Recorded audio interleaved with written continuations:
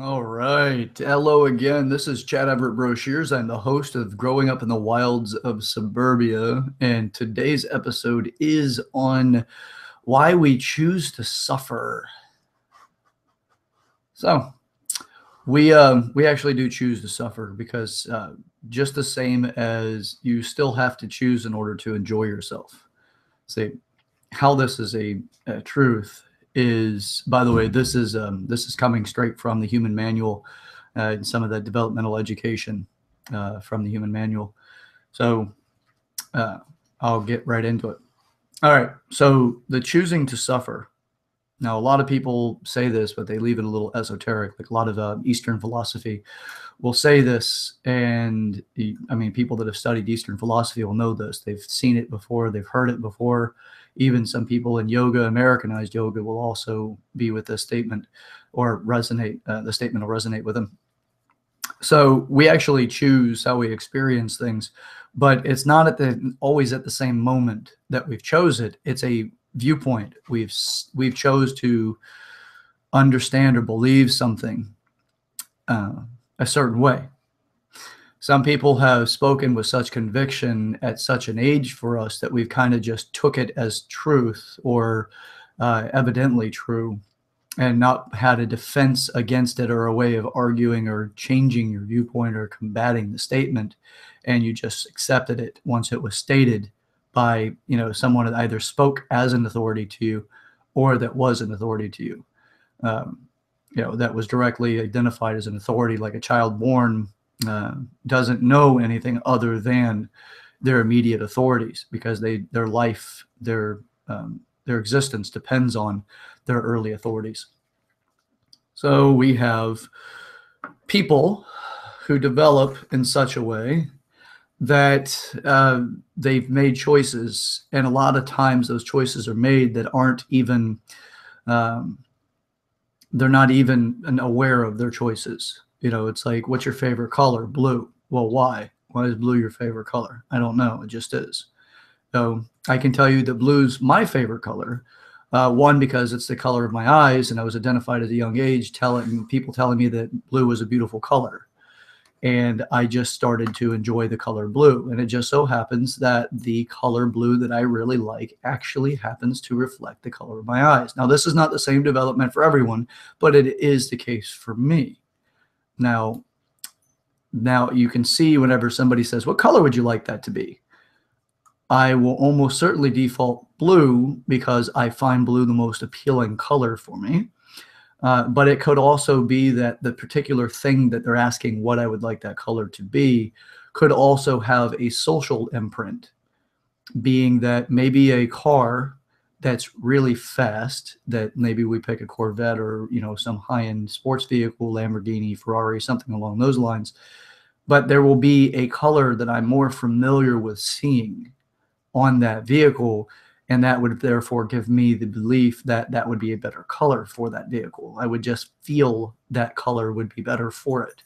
But that's based off of the exposure level.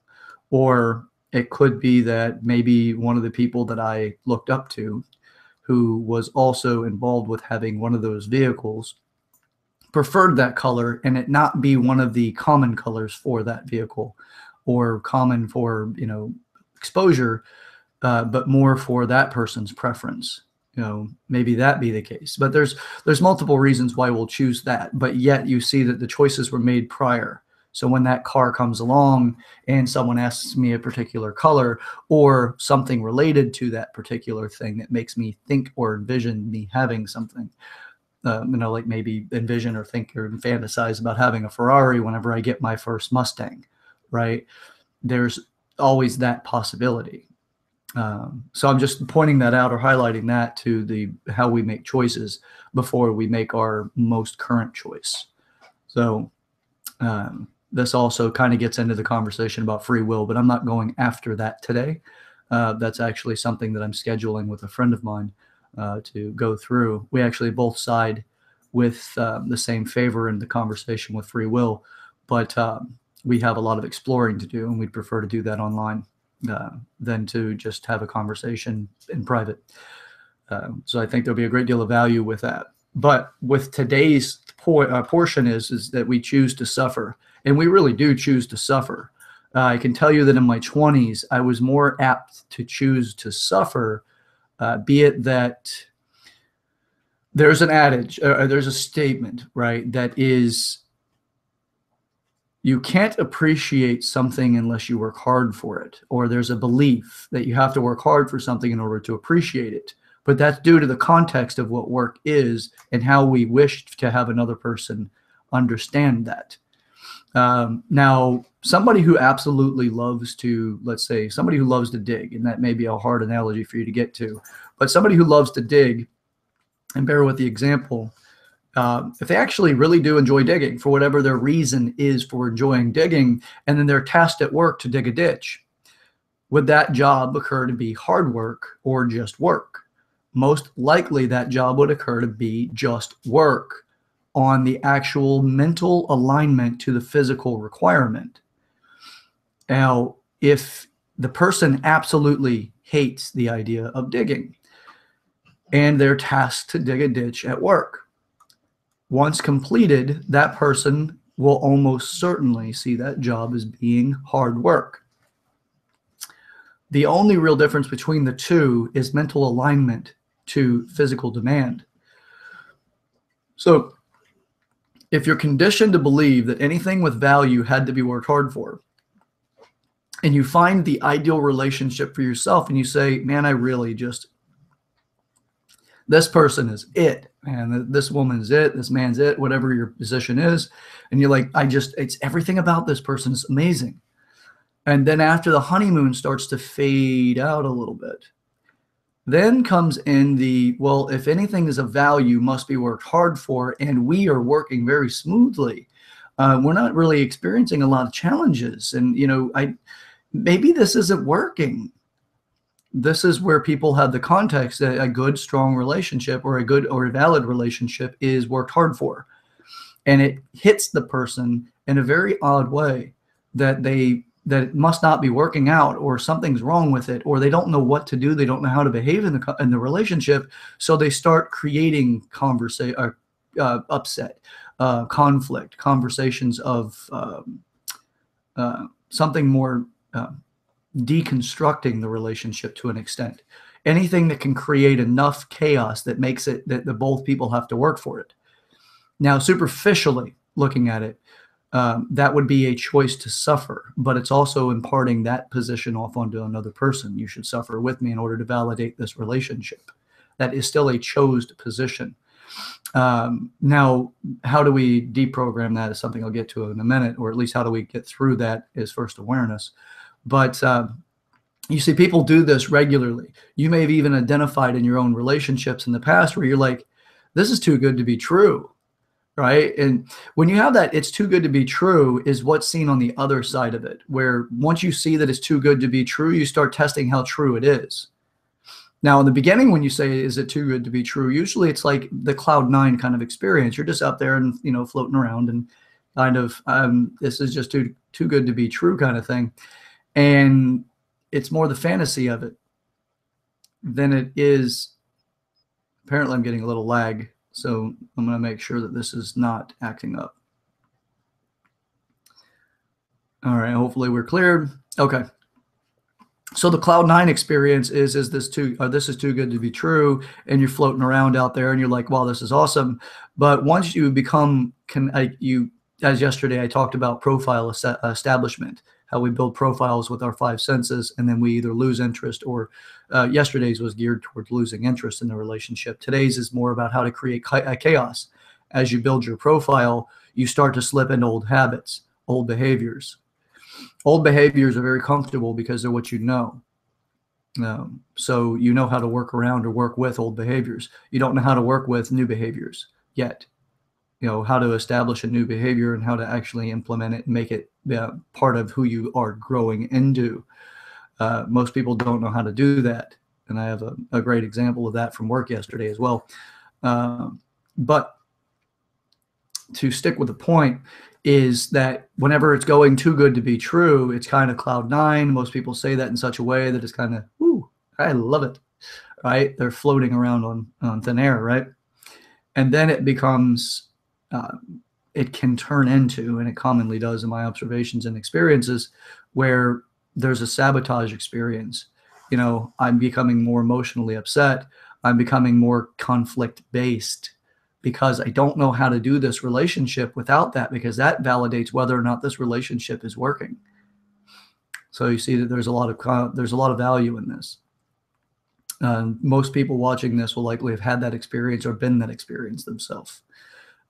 So with that, you can see where I'm going with this is still a choice to suffer. And then if you choose to stay in the relationship with somebody who's continuously creating conflict.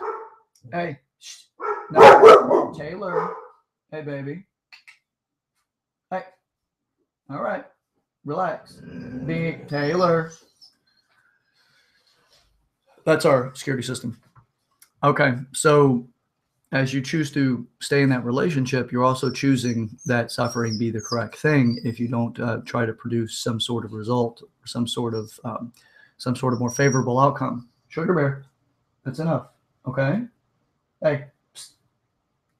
The girl. Hey, come here. Cameos. All right. So stop, sugar bear. It's enough. All right. Give me a moment while I let them out.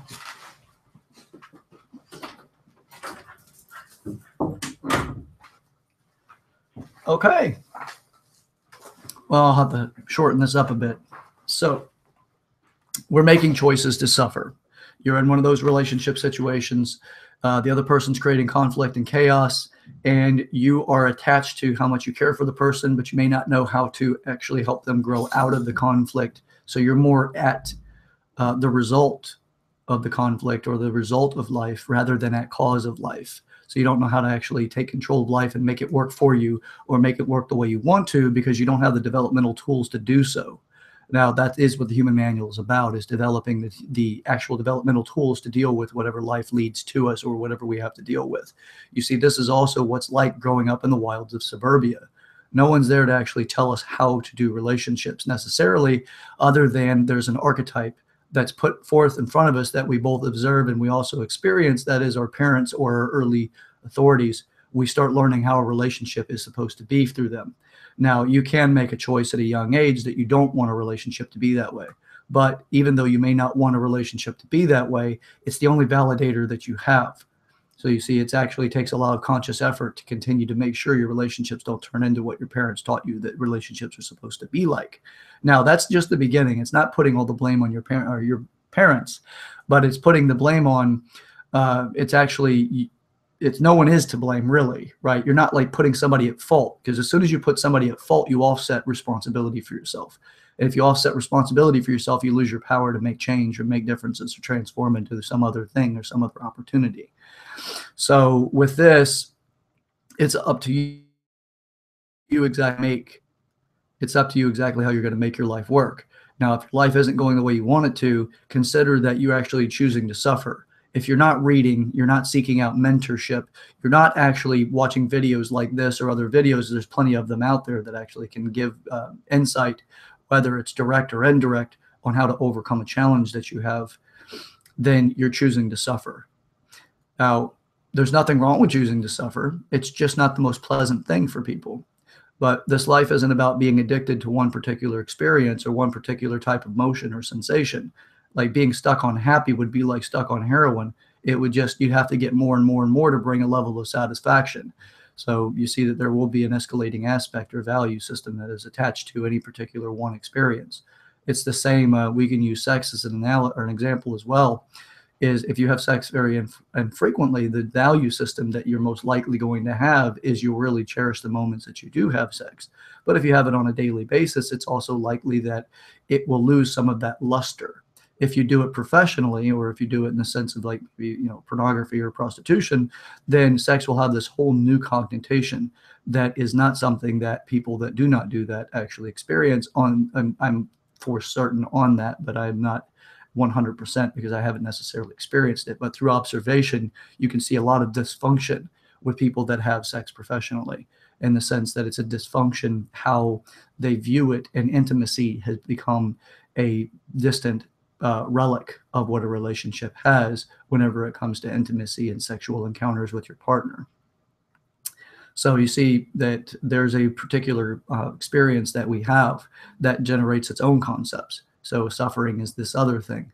Then, you see that suffering is still a choice, but those choices can be what you indirectly have made. Like if you choose to go into, again, with the, pornography example, that's a choice that someone has made. And the cost of that choice can still lead to suffering. So it's how you choose to view it from that moment moving forward and how you choose to behave in that particular environment. I'm not saying it's right or wrong. That's not my position. That's an individual's position, not a social position. The right does not rely on society to make those decisions. The person's doing it in such a respectable and responsible manner. It's not your option. That's theirs. The same as no one else really has the choice, or no one else really has the right to tell you how to live your life, unless that right, unless the way you're choosing to live your life is in ways to directly harm others and purposely harm others. Our society actually says that is against the rules, so we abide by that, and I agree with it. I purposely do not harm others directly. Now, if their belief system conflicts with what they want as an outcome, then, sometimes a little bit of harm towards their belief system is okay, in the sense that it's to the same common understanding with permission from the other person to achieve a particular outcome, an experience that they wish to have, that again does not cause direct harm to another physically. So with that, guys, I just wanted to do a quick video on suffering. I can easily go further into it and lovingly go further into it. To finish with my earlier example about what I had at work yesterday, the experience I had at work was we had slacked off a little bit on a particular area of training, and I had slipped back to some old patterns, some old behaviors, because I had my own training company and I still have it. That was I did it for 7 years. So I developed some different types of behaviors because I found what was somewhat effective, and I kind of utilized that and invested myself in developing in that direction. And I've since learned that less is more, and simplicity sells better and makes better or more of a difference for people in that particular environment, and most environments. But I learned that, but the practice is young. The way that they particularly do it in that way is more effective than what my old way is. So after slacking off a bit on the training values there, because of the person responsible with training me, other than my own responsibility of being trained, had gotten really busy in the last couple of weeks. So I drifted back into some old patterns, some old behaviors. And yesterday we had our first day of training again, first moment that really allocated to that training, and we went after it and realized that I went back into those old behaviors. Rather than being attached to those old behaviors being the way that I should do it, and the lower ego's desire to hold to an old behavior and cherish that behavior was only a flickering moment. And then I came out of it very quickly, because my desire is that I grow and develop myself, not stick to an old pattern that isn't as effective or as efficient. So I chose not to suffer rather than be attached to it and then suffer through that somebody else disagrees with what I thought was a inevitable truth. I got to grow free of that. So that was the example that I wanted to mention. It's a morning stretch for you. Okay, guys. Again, this is Chad Everett Brochures. If you enjoy the video, please share it. If you didn't enjoy the video, please comment on what you did enjoy. I don't care. Bring a conversation. It'd be great to hear from somebody, to see what your impact is from the video. And, you're welcome to share this on social media, anywhere, Google+. I don't care, wherever you show it and share it. Please share it. It's context, though. Other than that, again, this is Chad Everett Brochures, and this is Growing Up in the Wilds of Suburbia. Subscribe, follow me. You'll get up-to-the-date videos and, everything. Also, you can submit an email to me at either chadbrochures@gmail.com or chad@thehumanmanual.com. And you can share emails that can be used to request, coming on the show, or whatever your questions may be that you'd like me to cover. Again, this is Chad over Brochures. Thank you very much for watching, and have a good day.